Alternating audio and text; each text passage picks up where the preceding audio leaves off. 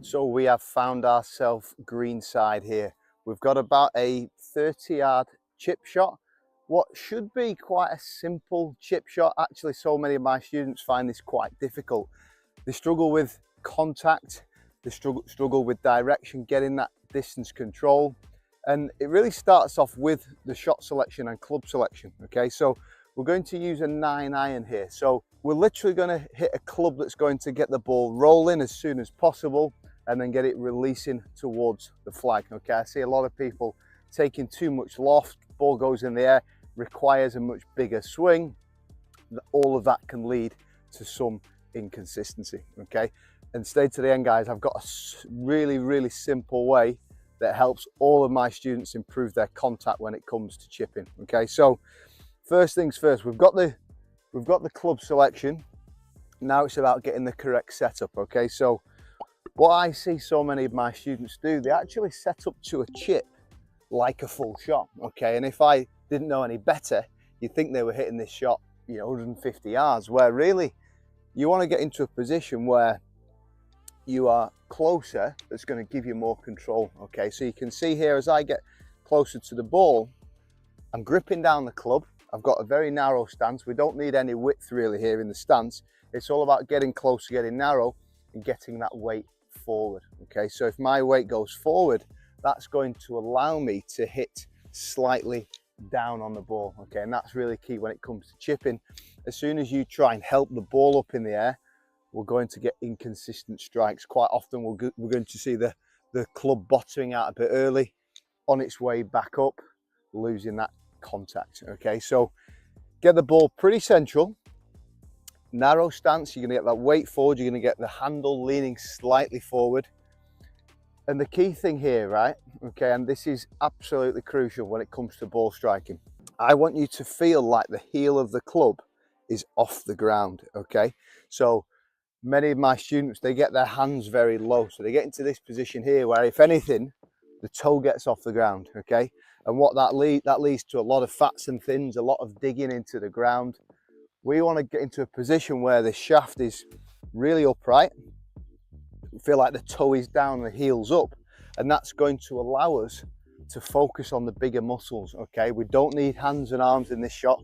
We need the body, we need the chest turning back and turning through, because that's ultimately going to give you that consistency you're looking for, and we can get that lovely strike every single time. Okay, so really getting into a position that's going to give you that consistency. Okay, and it's a common word I hear on the lesson tee every day, and it's about, if we can get into a position here, you'll very much see this from that sort of behind angle there, how upright this shaft is. And when it does that, all I have to worry about is rocking back and rocking through. You can see how consistent the strike is there, how easy it is to hit our landing spot. And I would often say to people, treat this like an extended putt. Okay, so think about your putter. You're never going to use your wrists, your arms, your hands. All you're going to do is literally rock your shoulders. Okay, if you look at the V here in my arms, I'm just maintaining that back and through. So I'm rocking back and through. You can see how that butt end of the club is almost an extension of my hips, isn't it? It's just following my belt buckle back and through. And we're going to get so much consistency over that when it comes to striking the golf ball. Again, lovely strike, releasing down to the flag. Very simple shot. Now, the beauty of this shot, you can actually apply this to any club. Okay, so yes, I'm using a 9-iron here, but if the flag's at the back, I might use my 7-iron. If I'm behind a bunker, I could do this with my 58-degree wedge. Same technique, and the loft of the club will just pop it up in the air. Okay, so very simple concept all around the setup, all around getting that heel off the ground. Next time you're out, guys, give it a go. It's made a huge difference to my chipping, to a lot of my students' chipping, and it could definitely do the same to yours as well. Again, lovely strike there, down towards the flag. Okay, so we have short-sided ourselves here, and we're left with quite a difficult chip. Okay, so we've not got that much green to work with.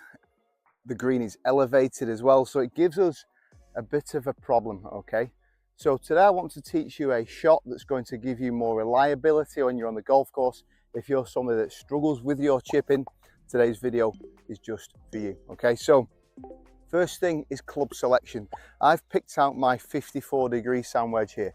We need enough loft to get it up and over the ridge, but we also need enough loft for it to stop in time to get close to the hole, okay? So you could use a more lofty club, 58 or a 60, but I prefer this sort of mid-range sand wedge that's going to give me that little bit of extra control, okay? So first thing I want you to do is think about the setup. Now, when it comes to the setup, the key thing, as most of you will know that have watched my videos before, I like to see the heel of the golf club slightly off the ground, okay? So especially if you're somebody that really struggles with your chipping, if you can get that shaft in quite an upright position, that's going to really help you when it comes to contact. If you've got the contact issues and that handle gets really low, it can become quite difficult when it comes to a strike point of view, okay? So get the toe down, get the heel up. Now here, we then want to get our weight forward, okay? If our weight's forward, then we are going to hit slightly down on the golf ball. Okay, so getting that weight forward is absolutely crucial. And then this is going to give us the base that we're looking for. You can see we've got quite a narrow stance. Bear in mind, I want to get this ball quite high. If you look at it from a face-on point of view, you'll see that my shaft is in quite a neutral position. We don't need too much shaft lean. As soon as we get the shaft lean, that ball's going to come out too low, and then we're not going to get the height that we need, okay? So get the hands in a very neutral position. And then from there, I think for me, what I see so many people go wrong is they try and overcomplicate this shot, okay? So if we are thinking about the length of the swing, we still want to control it with our chest, okay? We don't need to start hinging the wrists and hitting this big fancy lob shot. We can still control it with the chest. So we're in that position here. And you can see that actually, purely by controlling it with the chest, we're still going to get the loft, okay? So what you will start to see on this slightly more elevated shot, there's a tiny bit of wrist set, but not a lot, okay? Certainly not in this position here. And the way I get this is just by light grip pressure. And it's very much as simple as that. If you can have a light grip pressure, you'll see as I'm turning back, that club just naturally sets and I can just turn through. So from here again, I'm getting close, I'm getting upright, I've got my light grip pressure, I'm focusing on the big muscles. So crucial when it comes to the consistency of these strikes here. We're just turning back, turning through, the ball just pops in the air and it gets very close to the hole quite often, okay? So very simple concept, guys. Now, the final bit I want to draw on, and this is where I see a lot of my students go wrong, is because they sort of fear this shot, we see a lot of people very much quitting here, okay? And as soon as we quit here, we lose the strike. Quite often I see the weight sort of tilting back.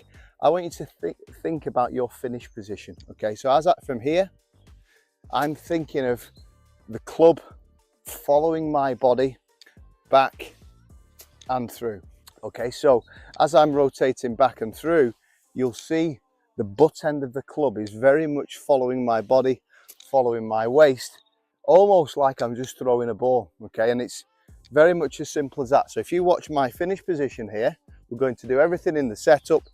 We've got the light grip, we're going to turn with the body, but just watch the finish position.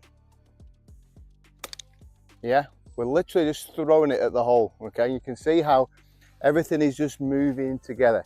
And you'll be amazed once you start to practice this shot, guys, your confidence will increase, okay? So it might be a shot previously that you would fear, your confidence will increase and you'll start to enjoy these shots. It goes without saying, a lot of my students, they spend all the time on the range, okay? Get on the chipping area at your local club, get practicing these short game shots, and they do become a lot of fun. And hopefully, it's going to lower your scores, which is the absolute key thing. Okay, so we have found ourselves green-sided stuck behind the bunker. Before we get into that, if you would like a free swing analysis, simply follow me on Skillest. The link is in the description down below. You will get a full analysis of your swing, along with me demonstrating exactly what you need to work on, including some drills to help you reach your goals this year. Back to the video. Okay, so this shot requires a shot that's going to go high and it's going to land soft. There are several things that you can do in your technique to get the ball going high, landing soft, keeping it relatively safe, okay? It's a shot that a lot of my students really struggle with. As soon as we're trying to get loft on the golf ball, it can be something that's a little bit intimidating, affects the confidence and ultimately affects the scores, okay? And there are 3 simple things we can do to help you much better, okay? So first of all, we are going to get your most lofted club in the bag. So mine is my 58 degree, and you want the loft ultimately to do the work for you, okay? So many of my students go wrong where they are trying to actually help the ball up in the air rather than letting the club do the work, okay? So 58 degree. In terms of the setup, we want the shaft position quite neutral, okay? We don't want too much shaft lean on this one because we can see that as soon as we get the shaft lean, it's going to de-loft the club. It's going to come out too far and running beyond the flag. So get the shaft lean quite neutral. And then again, for that extra height, instead of opening that club face up, you know, exposing a lot of bounce and ultimately making it quite difficult really, or certainly high risk, we just want to play that ball a little bit further forward in the stance, okay? You can imagine as soon as we get that ball back in the stance, it's going to come out again too low.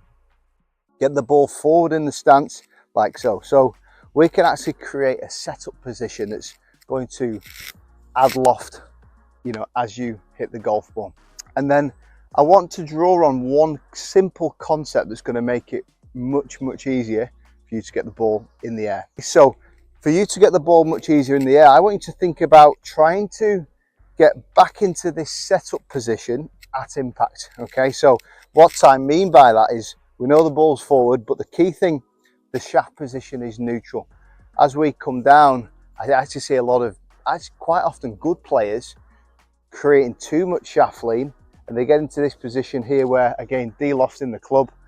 You actually want to feel like the club head is falling back onto the golf ball. So as we are coming into impact, the club head is matched up to your hands, okay? So there, and then just allowing that club head to fall back on to the ball. Something that's quite a difficult concept if you do struggle, because quite often we get to here and we're so eager to hit it with the hands, letting the club head fall is something that we'll need to practice and get a feel of, but all of a sudden it becomes much, much easier shot. So from here, we're just going to hit a couple of shots here, get the ball forward, and we can just let that ball, that club head fall onto the ball, and it just pops into the air so much easier. Almost just bruising the turf as we go through there. And what you'll notice there is that the swing speed is long and slow. Again, think about people that actually quite struggle with the chip in. They get so fast, yeah, they get really fast and very eager to hit the golf ball. I want you to think about a longer and slower swing. As soon as we do that, very much with that light grip pressure, we're going to allow that club head just to fall onto the golf ball, making it so much easier to strike the ball. Again, just popping it on there, and it's just going to land soft, release up to the flag. So quite a difficult shot that can be made much simpler, going through this process of ball forward, light grip pressure, longer and slower swing, and ultimately letting that club head return to this neutral position and letting it overtake the hands as you are coming through the golf ball. Let's try one more. Popping up there. Again, pretty reasonable result. If this is your first time watching the channel, guys, please don't hesitate to subscribe. I'll look forward to seeing you again very soon. Okay, we have found ourselves in the greenside bunker here. We've not got that much green to work with, so we want to follow a process that's going to help you get out every single time. Quite often the bunker shot is something that many golfers dread going in, and actually it can be quite simple if we follow this simple process. Okay, so understanding the concept of a bunker shot is really the first step to helping you get out. Okay, it's the only shot in golf we don't hit the ball. So if you think about it, where you want to hit the sand first. So if we want to hit the sand first, then it makes absolute sense to get the ball forward in our stance. Okay, so I would always play a bunker shot opposite my left heel. Again, thinking about it, if we're going to hit the sand first, which is generally in the middle of our stance, that allows us to collect the ball as we go through. Okay, so getting that ball forward is crucial to you getting some consistency with the ball striking and getting the ball out of the bunker. Secondly, once we're into this position here, then it's about getting that pressure, getting that weight forward in the stance. Okay, again, quite often when golfers come up against the lip here, it's quite common to see golfers almost move the weight the other way, lean back, try and help it out, and we know as soon as we do that, we're hitting the sand far too behind the ball. Okay, so getting that weight forward is absolutely crucial to getting a consistent low point. As soon as my weight is forward, I can then have confidence of hitting the sand in the same time pretty much every time. Quite often I would just draw a line in for my students and just really getting a feel for hitting that line by keeping that weight forward all the time, getting some consistent entry into the sand. Okay, and then coming into actually striking the golf ball. So from here, we've got the ball forward, we've got the weight forward, and then really it's about trying to allow the club head to fall back into the sand without too much drive of the handle. As soon as we get the driving of the handle, again, we can get quite steep into the ball. So really understand how to use the bounce of the club as we're coming through. We can just allow that club head to almost fall back on to the ball. Okay, quite often I say to people, almost try and feel like using the trail hand, the right hand a bit more for me. As soon as we allow that to happen, we then start to use the bounce and the club starts to glide through. If you're somebody that tends to get the ball first or even start digging for it, likelihood is that you're not using that bounce correctly and almost gliding through the sand. As another nice drill, we can almost just draw, a £20 note, $20 bill if you like, onto the sand and just trying to understand the concept of entering the sand just before the ball and then exiting it just after the ball. So from here, I'm going to just create that setup, get the ball forward. We're going to try and just allow that club head to return to that sort of neutral position as we are striking it. And we'll see that ball popping out nicely. So hitting that sand first, the ball just popping out nicely. Now, a couple of simple elements that kind of crop up day to day. The weight position obviously is crucial. The second thing is trying to stay committed to the shot. Okay, I see so many golfers almost just like quitting on the ball. So think about that follow through position, allowing yourself to finish nice and high through the ball, keep accelerating through the ball. So ball forward, weight forward, allow that club head to fall back onto the golf ball, and it should just pop out quite nicely. So follow that very simple process, guys. It's helped so many of my students over the years. It can definitely help you too.